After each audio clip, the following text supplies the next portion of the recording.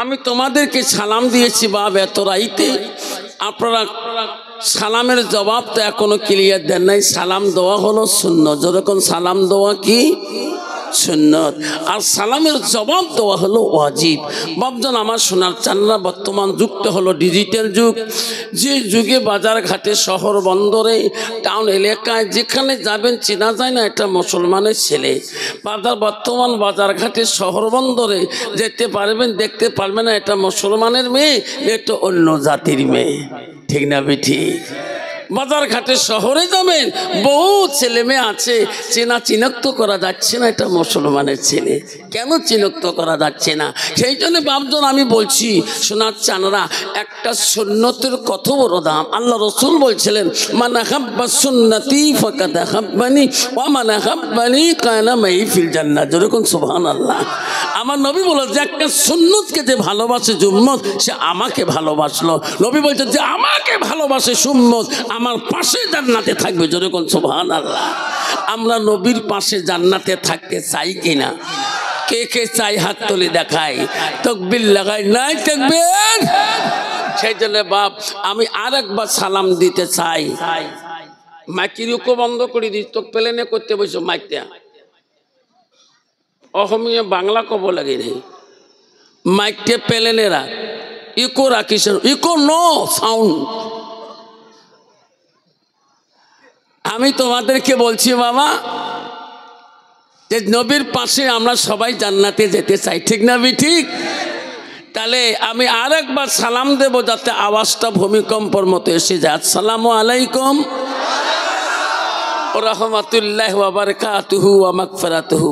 যাই হোক, আজকে এই জলসার, আজকে এই বিশাল ধর্মীয় সভার, এই মাদ্রাসার বাৎসরিক ধর্মীয় সভার আজকের সবার সুনামধন্য সভাপতি মহাশয়কে আমি আমার তরফ থেকে, অন্তর থেকে, দিল থেকে তাকে সর্বপ্রথম সালামটা দিলাম। আরও সালাম দিলাম এলাকার অত্র অঞ্চলের দূর দূরান্ত থেকে আগত বা স্থানীয় আকাশে তারকা নিশিনা ওলামা দিনকে আমি সালাম দিলাম। আরও সালাম দিলাম আমার আব্বাজনের বয়সের বৈশিষ্ট্য যারা আব্বাজন এসেছেন তাকেও আমি সালামটা দিলাম। আরও সালাম দিলাম পর্দার আড়ালে থাকা, নিরলে থাকা অন্তরদুলালি মা বোন, খালাগণ, ফুবুগণ, মাসিগণকে।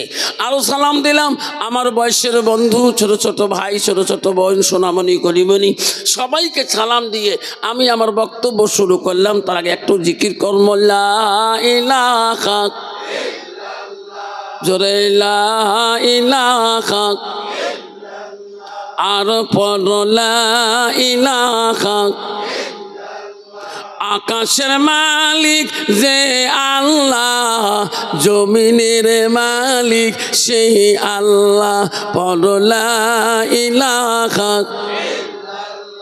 পড় লা ইলাহা।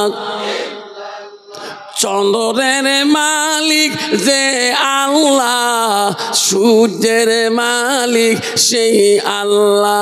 পড় লা ইলাহা, জোরে লা ইলাহা। রেজেকের মালিক যে আল্লাহ, মহুতের মালিক সেই আল্লাহ। পড় লা ইলাহা, পড় লা ইলাহা। জান্নাতের মালিক যে আল্লাহ, জাহান্নামের মালিক সেই আল্লাহ। পড় লা ইলাহা। জাহান্নামের মালিক যে আল্লাহ, জান্নাতের মালিক সেই আল্লাহ। পড় লা ইলাহা, জোরে লা ইলাহা। লা ইলাহা ইল্লাল্লাহু মুহাম্মাদুর রাসূলুল্লাহ। মুহাম্মদে কোন সাল্লাল্লাহু আলাইহি সাল্লাম। আম্মাজন বলুন, জান্নাতের মালিক কে, জাহান্নামের মালিক কে? তাহলে আমরা আজকে এই জালিসুর রহমানের যত বান্দা আল্লাহর আছি, আমরা জান্নাতে যেতে চাই না জাহান্নামে যেতে চাই? জান্নাত কাই কাই যাবেন হাত তুলি দেখান তো। জান্নাত যাওয়া সহজ, হাত তোলাও সহজ, ঠিক না বেঠি? কিন্তু বাবা জান্নাত যাওয়ার আগাল মসজিদুল বাইতুল্লাহ, মসজিদ হলো আল্লাহর ঘর। মসজিদ কার ঘর? মসজিদ কার বাড়ি? কিন্তু মুসলমান তো মসজিদ যায় না, ঠিক না বেঠি? একটা সমাজে 250 থেকে 200 থেকে 100 ঘর লোক, মিনিমাম 80 ঘর লোক থাকে, কিন্তু নামাজির টাইমে ওই বুড়ে কয়টা, ঠিক না বেঠি? ওই 4 জন 5 জন, হাইয়েস্ট 10 জন, আর বাকিগুলো কি জান্নাতের সার্টিফিকেট পেয়েছে নাকি? তোমার জাগাত বোঝা নাই বাবা? আচ্ছা, ইস আল্লাহ, মাথা কাম করে না। কুরবানির সময় ফোন করে, হুজুর 182 ঘর কিন্তু গোজদতে আইসে। ওটা তো টাইম ঠিক আছে, 182 ঘর সিরিয়াল ঠিক আছে। 3 মাস 4 মাস পরে মসজিদ বারান্দা যে মারে সেজদা ধাপ্পা ধাপ্পা করি। কোন নামাজ করে বলে নিজে হুঁশ পায় না। কিরে বাবা এত নামাজ পড়লো? হুজুর মেলা দিন পরে আসলাম। কোন কোন সুরিয়া করলো? হুজুর আমি তো সুরিয়া জানি না। তুমি যে মুখ নড়া, কত আলেম না মুখ নড়া না, যে আমিও মুখ নড়াই। কন্ত বাবা এইরকম ডিজিটাল আছে না নাই? কতদিন চলিবে এইভাবে সোনা, যেদিন ডাকে পড়িবে কবরে, সেদিন যাবি কোথায় রে? এমন জায়গা যাবি রে সোনা, যে জায়গায় নাই সাথী। এমন জায়গায় যাবি রে সোনা, যে জায়গায় নাই বাতি। ঠিক না মিঠা? মুসলমান যদি এই কথা বুঝতো, মুসলমান কোনোদিনও মুসলমানিত্ব হারাইতো না। মুসলমান গাঞ্জা খাইতো না, মুসলমান টক খাইতো না, মুসলমান ওই সিলিম টানতো না, মুসলমান মদ খাইতো না, মুসলমান ট্যাবলেট খাইতো না, মুসলমান তাস খেলাইতো না, মুসলমান জুয়া খেলাইতো না, মুসলমান কোনোদিনও সুদ খাইতো না। তোমার জায়গা নাই বাবা। আমার তুই গিলাস মারি দে, 1 গ্লাস করি, এমন খান খায় বাবা, বাড়ি যাবার পায় না, খালি ঢোলে। হ্যাঁ বাড়ি না আসল না নাই। আমি কি খাসি তুই? আমার রাজা বড় হইয়া, ঠিক না বে ঠিক বাবা? মুসলমান যদি মদ না খায়, মুসলমান যদি গাঞ্জা না খায়, মুসলমান যদি সুদ না খায়, মুসলমান যদি তাস না খেলায়, মুসলমান যদি নেশার টেবলার ছেলেরা না খায়, ভারতবর্ষে এই কোম্পানিগুলো বন্ধ হয়ে যাবে। যখন মুসলমান তাস খেলা বন্ধ করুক, দরং জেলা, ধুপড়ি জেলা, গোয়ালপাড়া জেলা, বঙ্গাইগাঁও জেলা, গুয়াহাটি থেকে যত জেলা আসামে আছে, তাসের কোম্পানি বকেয়া হয়ে যাবে। কিন্তু মুসলমান তো তাস খেলা বন্ধ করে না। মুসলমান মসজিদের পাশে আড়ালে তাস খেলায়, মুসলমান কবরস্থানে আড়ালে তাস খেলায়। ভয় নাই।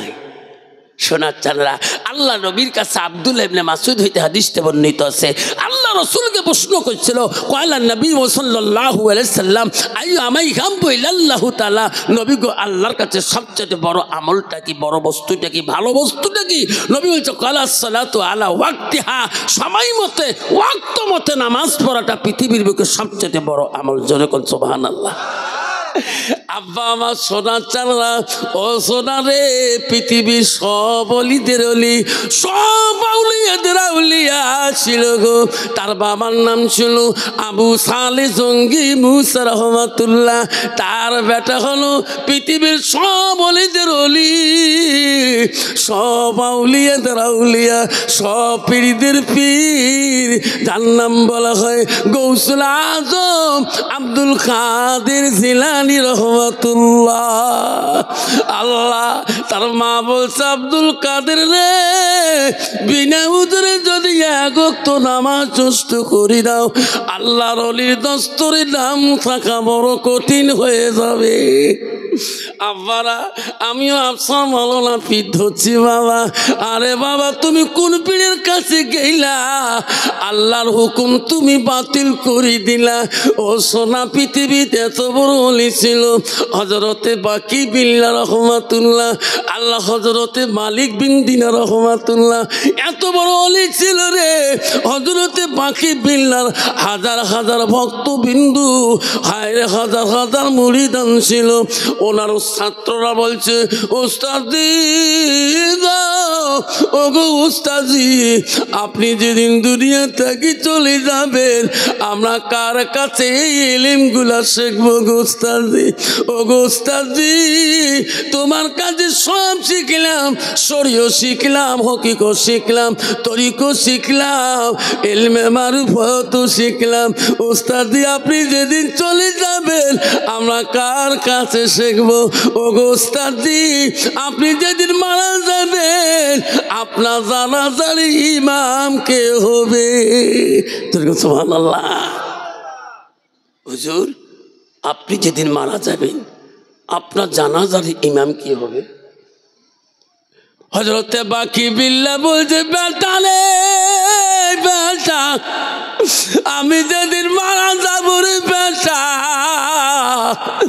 আমার জানাজার ইমাম উনি হবে যার জীবনে এক ওয়াক্ত তাহাজ্জুদ কায়দা হয় না। ওই আলেম আমার জানাজার ইমাম হবে, ওই মানুষ আমার জানাজার ইমাম হবে। হযরতে বাকি বিল্লাহ দুনিয়া থেকে বিদায় নিয়ে চলে গেল। হাজার হাজার ভক্তবিন্দুরা কান্দে আমার উস্তাদ নাই, আমার হুজুর চলে গেল রে। হাজার হাজার মানুষ তো তার জানাজারে দেওয়ার জন্য শরীকন হয়ে গেল। তার ভক্তবিন্দুরা বলল আমার উস্তাদের জানাজার ওই ইমাম হবে গো, ওই আলেম হবে যার জীবনে তাহাজ্জুদ কায়দা হয় নাই, তিনি আমার হুজুরের জানাজার দিবেন। এখন ওই দিন ওনার জানাজার ইমাম নিযুক্ত করতে হবে।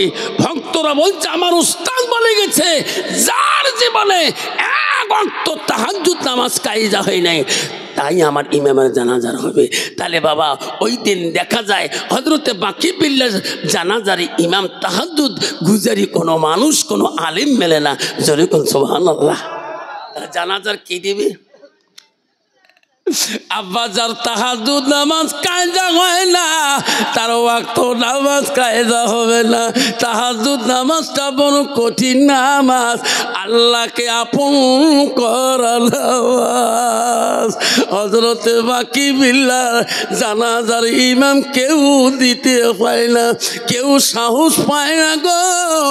আল্লাহর ওলির জানাজার ওই দিন ওই চেহারা নিয়ে সামনে দাঁড়াতে পারবে না, সুন্দর পোশাক নিয়ে দাঁড়াতে পারবে না, সুন্দর কাটিং নিয়ে দাঁড়াইতে পারবে না। আল্লাহ রসুল বলে আল্লাহ কার চেহারা দেখে না, আল্লাহ কারো শুরু দেখে না, আল্লাহ শুধু তার দেখে আমল। হযরতে বাকি বিল্লাহর জানাজার ইমাম ওই দিন কেন মেলে না? সবাই ভক্তবিন্দুরা কান্দে আল্লাহ আমার উস্তাদ কেন ওসিয়ত করে গেল, আজকে উস্তাদের জানাজার কেউ দিতে চায় না। ও আল্লাহ আজকে আমার উস্তাদ ওসিয়ত করে গেল তার জানাজার ইমামতি কেউ করতে চায় না। ভক্তবিন্দুরা কান্দি পাগল হয়ে গেল। আল্লাহ বলে বাকি বিল্লাহ রে, ও বাকি বিল্লাহ দুনিয়াতে তুমি কি ওসিয়ত করি আসলা? তোর ভক্তরা কান্দি পাগল হয়ে গেছে রে। এমন সময় দেখে তারা ভক্তবিন্দুরা দেখে একটা মানুষ ঘোড়ার পৃষ্ঠে চড়িয়ে দ্রুত বেগে ওই বাকি বিল্লাহর লাশের সামনে আসতেছে। আসিয়া ঘোড়ার লাগাম ছাড়ি দিয়ে সবাইকে বলল দাঁড়ে যাও, আমি হুজুর বাকি বিল্লাহর জানাজা দেব। যেরকম সুবহানাল্লাহ। লোকটা চেনা যায় না, লোকটা কোথায় থেকে আসিল? 4 তাকবীরে, এক এক করে 4 তাকবীরে জানাজা শেষ করি লোকটা ঘোড়ার পৃষ্ঠে চড়িয়ে যখন যাবে, ওই ভক্তবিন্দুরা দৌড়িয়ে যায় তার ঘোড়ার লাগামটা টানি ধরলো। কোথায় তোমার বাড়ি? কোথায় তোমার বাড়ি হুজুর? তোমার চিনলাম না। ও গোস্তাজি, তোমার পরিচয় দিয়ে যাও, তোমার নামটা কি? পরিচয় না দেওয়া পর্যন্ত তোমার ঘোড়ার লাগাম ছাড়িয়ে দেব না। তখন ঘোড়ালা বলছে, বেটা রে, তোরা আমার ঘোড়ার লাগাম ছাড়ি দে রে বেটা, তোমরা জানো না